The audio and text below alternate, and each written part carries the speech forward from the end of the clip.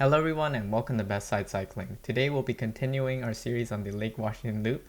It's a nice sunny Seattle day here and I'm on my carbon road bike, and we're going to be starting here from the right on Coulon Park, and we'll be going all the way around towards Seward Park. So this will be a good long video, but it'll give you all the attention to detail and things you need to know about riding this fantastic ride, which is the Lake Washington Loop. Just to recap, this is a quintessential area ride around here, and it's 50 miles just circumventing the whole lake. And right now we're basically on the south end of it, and the section that we're entering into next is sort of called the Renton landing area. So Renton is the city that lies south of Bellevue and sort of south of the lake, and this area has a lot of sort of new right there has a lot of shops and amenities, so definitely there's a lot of things to look at there, as well as the Boeing factory, though I never know what's the latest status on that since the pandemic. Also, for this particular ride that I'm doing today, it's a bit of a redemption ride. As some of you know, I sort of got into a fall earlier this year around mid-January.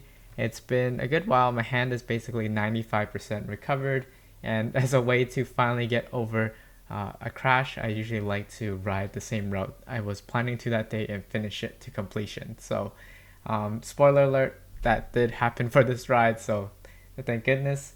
And yeah, so anyway, up right here ahead, I do want to point out that there are some railroad tracks, and railroad tracks are most definitely one of the biggest hazards to cyclists. So you can see me here, I take more of the lane and then I cut in to make sure that I ride completely perpendicular to the railroad tracks. I know that for the most part, people sort of can get by not doing that full sort of sequence, but no matter what size tires you are or anything else, definitely if you're able, that is the way to go. Making sure you always ride perpendicular to them. I've seen some of them set up really poorly, and it definitely catches a lot of cyclists off guard. So definitely look out for that one. And then now we're basically officially here in Renton, and the roads are sort of busy. So definitely look out here. I'm trying to spot out for a gap. For this next section, there are sort of bike lanes the whole way, but they are a little awkward, that I'll soon point out. Just the way that they're sort of structured and sort of going up and down off of sidewalks, that doesn't make them the most ideal. But definitely, if you just follow the bike lanes here, you should be more than fine leading up to the trail. So here on the right is that Boeing factory I was talking about.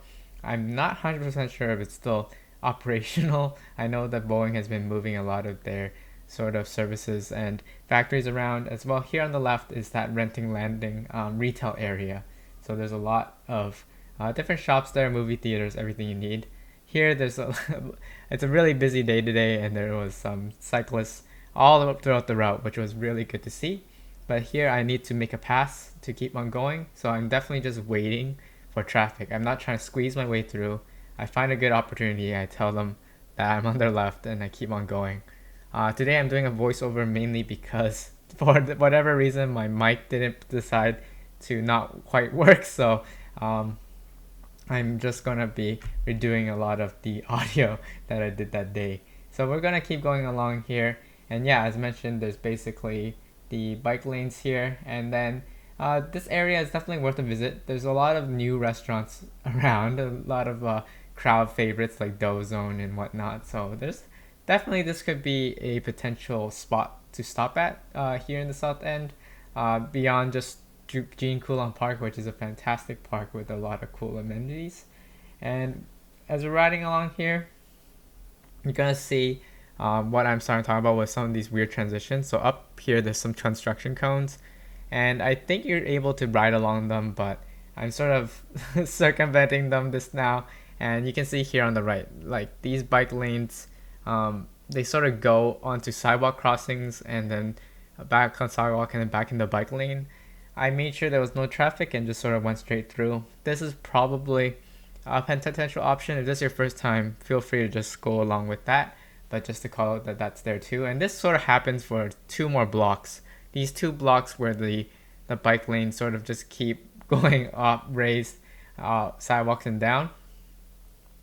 So I'm very, very experienced in this area, so I'm also comfortable with cars, so I just kept going here. But definitely those bike lanes are very usable. It's just like sort of an awkward area here. And I wanted to demonstrate this last part. And this one on this road, you can't you shouldn't miss the bike lanes now, because the bike lanes turn into what is a trail, 10-mile-per-hour trail there on the right, here on Logan Road. And it's also pretty awkward because for the people coming northbound, like if you're riding the counterclockwise loop, you basically don't have a bike lane, and you have to come here on the north side in order to get bike lanes like these ones, and then you have to transition back to the other side of the road to keep going on your way counterclockwise.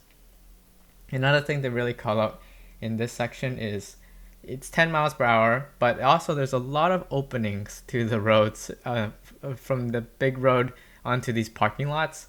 So it doesn't happen, but I've definitely seen it where cars just turn in and they don't always look out for cyclists. So definitely, if you're in this part, this is not one of those areas again to go full gas. Definitely watch out. This sort of does also open the fact that, like, if you feel more comfortable on the road versus on here, you can pretty much ride on the road for a good while and then transition onto the trail right near the end. Like, for example, like here or somewhere. There's a lot of curb openings. So that's another option. But up ahead, actually, they have new Lake Washington bike lanes that they were making to connect from here all the way to Rainier Avenue, but they aren't quite complete, and has been a lot of projects here in the area been held up by the concrete worker strikes. So I don't know when that's going to be opening. I asked them about it sometimes, but you see these construction signs here to the left. They're sort of referring to those bike lanes not quite being open yet, but we're still going to take on the main detour that most people like to take, and that is using Airport Road and going through the Renton Municipal Airport, which is just a fantastic ride in general. But yeah, once these bike lanes open up, I'll be sure to report on them and report sort of the difference in the hopefully experience improvement. But you do need to go on this narrow bridge that crosses around here the Cedar River, and this area is awesome because it's the Cedar River Trail, and you could go all the way eastbound, and that goes for about 30 miles all the way to Maple Valley. So I'll definitely do a video on that one later. But cross the bridge, make a sharp right, and then a sharp left here, and then you're officially on the road that you need to be for right next to the airport. And if this is probably one of my favorite parts of the whole loop, I think mainly because of its calmness. There isn't a lot of traffic here, and there is just really nice sights of airplanes on the right. There's the whole airfield and everything. And you can also take a peek here on the left, the new cycle track, Lake Washington bike lanes that will be opened eventually. But anyway, right on this road, there really isn't much vehicles, and you just sort of, this is the time where you can really go push out the watts and see what you can do. It does get a little windy up along these parts. On a good day, it will definitely be a tailwind and you'll feel super great. Other days might be a headwind, of course. But yeah, now you see the open area, the Renton Airport, and then there's a big sign here. And yeah, I just really love the environment and the vibes here. And as always, if you enjoyed this video, please roll over the like button and subscribe.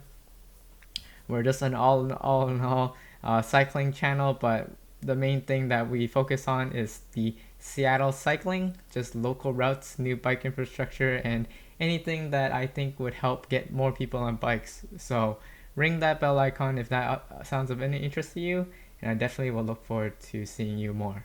So yeah, we're gonna keep going on here, and we are gonna connect back onto Rainier Avenue, but we're just gonna take advantage of this calm road. Up ahead, there's this car that I had no idea what they're doing.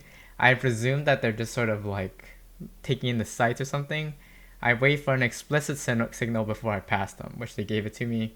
And yeah, definitely when it comes to cars, always wait for that really explicit sign for you to go ahead. Sometimes cars, they just get distracted for a moment, and it's not always the best. So anyway, today I'm definitely not going at any of a heavy pace. The previous day, I sort of already did like a harder ride. And as mentioned, this was sort of a ride for me mentally to reset about this crash. So I'm definitely just sort of enjoying my time here, going ahead, riding at a really good cadence and going through it. But yeah, this section in particular, for whatever reason, I always feel like I have a tailwind here. I'm not sure if that's just me getting extremely lucky or how it feels, but it's really fun to go along this part. And yeah, it's definitely one of the areas that is super flat and just you can just sort of go for it. But this next area that we're transitioning to next, Rainier Avenue, probably does not have as good a reputation to ride on, mainly because you're going to be next to traffic for a good while. So sort of a they're opposed to this, where it's just completely calm. There's going to be some more traffic, and I guess throughout the whole Lake Washington loop, the only parts where you're really riding next to traffic a lot is probably around here and the downtown Bellevue area, where I say is roughly speaking maybe the most traffic heavy, but Juanita definitely has some as well. But I guess that's hard to say. But I'll think about that more and keep talking about it. But let me know in the comments below what you think your favorite part of the Lake Washington loop is. I love the thing I love the most about also doing the loop is just how different the different parts are. Like you go from a trail, you go onto a climb, and then you have like the East Rail, the Burke Gilman. There's just a lot of different types of sites. I mean, the thing that unites them all, of course, is the lake itself. But like just being here, you get to just be riding next to these plains. I don't know. I really like that feeling. Makes me feel like I'm in the countryside or something, where there's just a lot more expansive openness opposed to just like cramped cities. So we'll be approaching the left turn soon. That will bring us onto Rainier Avenue, and then that's sort of a straightaway all the way to Seward Park. This is where I think I'm gonna end this video for now. Don't worry though, the entire White Washington Loop and me riding in real time will be uploaded as a series with me commentating and talking about it. But for now, after you make this left turn and this right, this is where we're gonna end today. So thanks so much for watching, and I'll see you all in the next one.